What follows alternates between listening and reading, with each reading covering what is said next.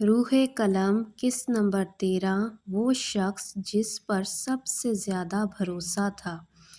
اندھیرا پورے کمرے پر چھا چکا تھا، صرف قدموں کی آواز سنائی دے رہی تھی، ٹھک ٹھک ٹھک۔ حیا کی سانسیں تیز ہو گئیں، اس نے بے اختیار احد کا ہاتھ مضبوطی سے پکڑ لیا۔ یہ کون ہو سکتا ہے؟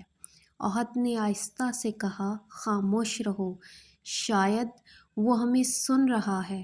قدموں کی آواز قریب آتی گئی اور پھر اچانک تمام روشنیاں ایک ساتھ جل اٹھیں، مگر سامنے کوئی موجود نہیں تھا۔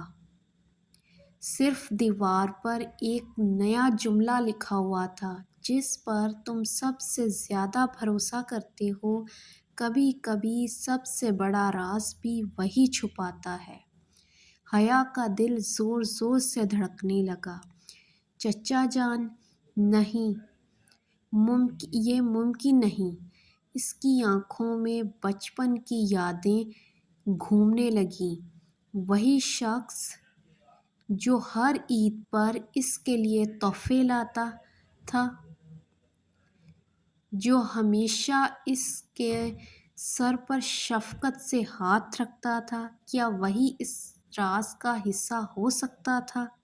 احد نے دیوار کا باغور جائزہ لیا۔ اچانک اسے ایک چھوٹا سا بٹن نظر آیا، اس نے دبایا۔ دیوار کا ایک خفیہ خانہ کھل گیا۔ اندر ایک آڈیو ریکارڈر رکھا تھا۔ احد نے پلے کا بٹن دبایا۔ کمرے میں ایک مانوس آواز گونجی۔ یہ حیا کے والد کی آواز تھی۔ اگر تم یہ پیغام سن رہے ہو تو اس کا مطلب ہے کہ دشمن ہمارے بہت قریب تھا، اتنا قریب کہ ہم اسے اپنا سمجھتے رہے۔ حیا کی آنکھوں سے آنسو بہنے لگے۔ ابو، ریکارڈنگ جاری رہی۔ حیا، اگر تم سچ تک پہنچ گئی ہو تو یاد رکھنا، کسی پر بھی آنکھ بند کر کے یقین مت کرنا، یہاں تک کہ ان لوگوں پر بھی نہیں جنہیں تم خاندان کہتی ہو۔ ریکارڈنگ اچانک بند ہو گئی۔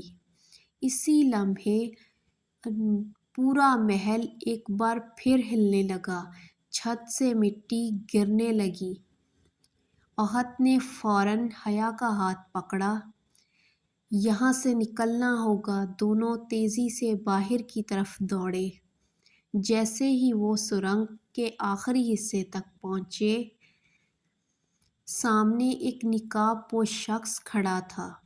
اس کے ہاتھ میں وہی چاندی کی انگوٹھی چمک رہی تھی جس پر قلم کا نشان بنا تھا۔ اس نے پرسکون لہجے میں کہا، بہت دیر کر دی تم دونوں نے۔ احد نے آگے بڑھ کر پوچھا، تم کون ہو؟ نقاب پوش شخص ہلکا سا مسکرایا، جواب اگلی ملاقات میں دوں گا۔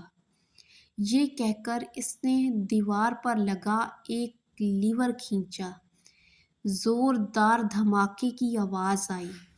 سرنگ کا راستہ منہدم ہونا شروع ہو گیا۔ احد نے فوراً حیا کو اپنی طرف کھینچا۔ دونوں دوڑتے ہوئے باہر نکل آئے۔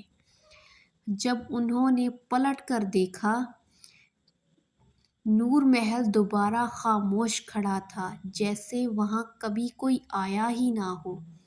مگر حیا کے ہاتھ میں اب بھی وہ آڈیو ریکارڈ موجود تھا، اور اس ریکارڈ میں ایک ایسا راز قید تھا جو ان دونوں کی زندگی ہمیشہ کے لیے بدلنے والا تھا۔ اگر آپ کو ہماری یہ ویڈیو پسند آئی ہو تو ہماری ویڈیو کو لائک کریں، ہمارے چینل کو سبسکرائب کریں اور کمنٹس میں اپنی قیمتی رائے ضرور دیں تاکہ ہماری روح قلم کی آنے والی قسط آپ تک ضرور پہنچ سکے۔ آپ کا سپورٹ ہمارے لیے بہت اہم ہے۔ شکریہ۔ خدا حافظ۔